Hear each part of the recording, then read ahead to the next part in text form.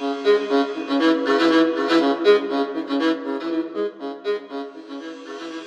the Black Out Loud. GDP alternatives, 8 ways of measuring economic health.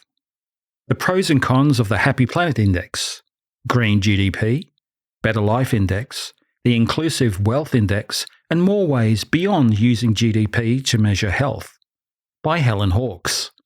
This article has been edited for audio purposes. Article begins.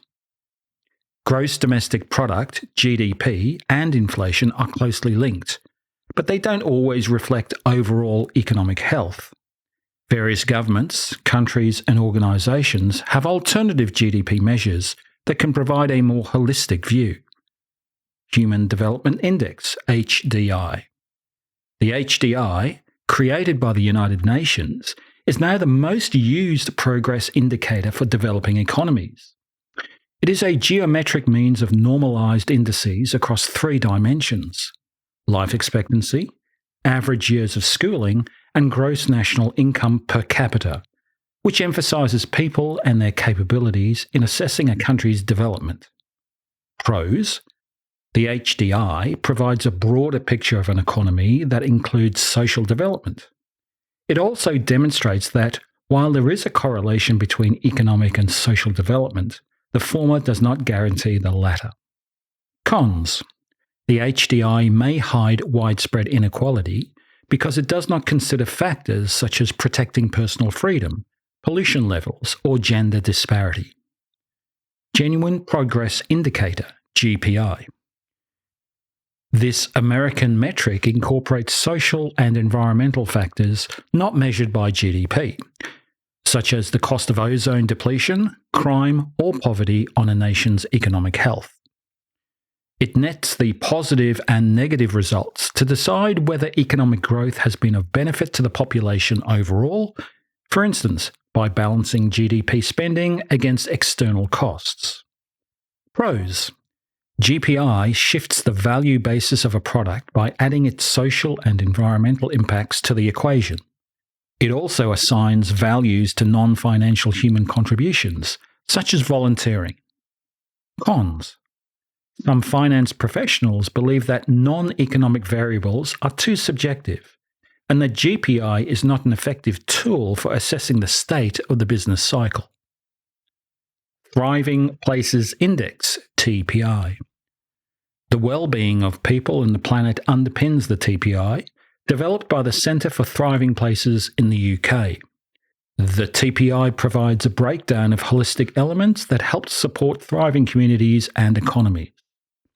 It includes a wide variety of factors, including mental and physical health, education and learning, work and local economy, and green infrastructure, to measure economic health. Pros: TPI supports a move away from defining success purely in terms of consumption. By looking at factors such as land use, recycling, and income disparity, it can also help planners better understand how to support communities. Cons: TPI may be too radical a departure from the current GDP paradigm to be widely accepted by finance professionals. Green GDP. Green GDP measures the cost of environmental damage as the result of economic growth. By subtracting factors such as resource depletion and environmental degradation from the GDP, with local governments accountable for ecological conservation. Pros: Green GDP embraces broader accounting of economic development that considers the effects of pollution and resource depletion. Cons: local governments that don't want their economic growth statistics affected by environmental factors have been resistant to adopting this as a GDP alternative. Better Life Index, BLI. The BLI allows for a comparison of well-being across 41 countries, based on 11 topics identified by the Organisation for Economic Cooperation and Development, OECD. These range from housing, income, community and education to environment, civic engagement and health. The index also allows a comparison of gender differences. Pros: The index includes 80 indicators of well-being that provide a comprehensive picture of natural, human, economic, and social capital. Cons. For finance professionals, the information in the index may not contain enough economic indicators to provide a satisfactory GDP alternative. Some of the assessment criteria are also vague. Inclusive Wealth Index, IWI. The IWI, developed by the UN, measures the wealth of nations using a comprehensive analysis of a country's productive base, including the assets from which human well-being is derived, manufactured, human and natural capital. Pros. By injecting green accounting into the assessment of capital assets and assessing changes in natural capital, such as forests or waterways, the IWI could help drive climate change policies and action. Cons. The IWI needs to be part of broader macroeconomic planning, alongside other indicators, if economic progress is to be evaluated based on a balanced assessment of capital.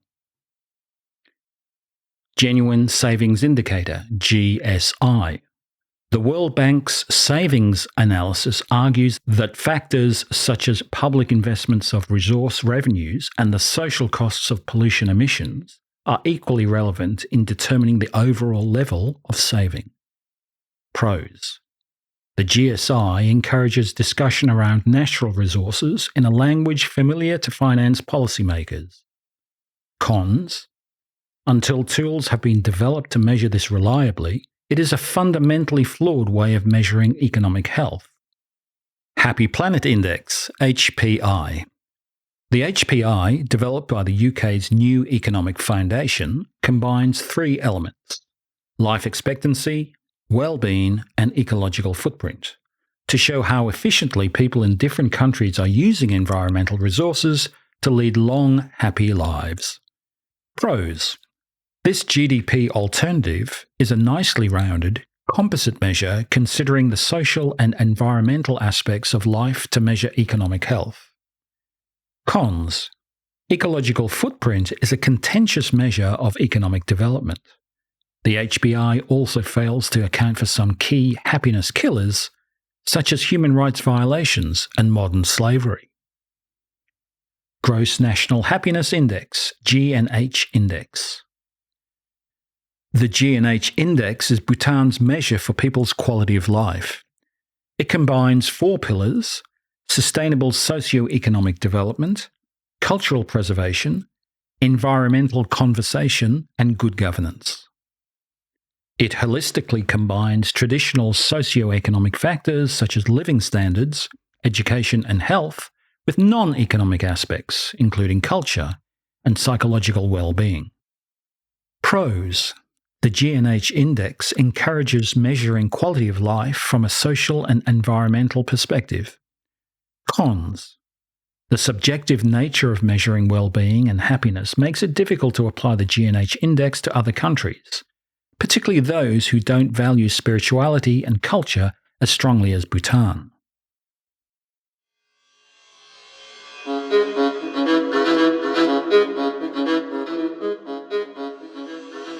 In the Black Out Loud.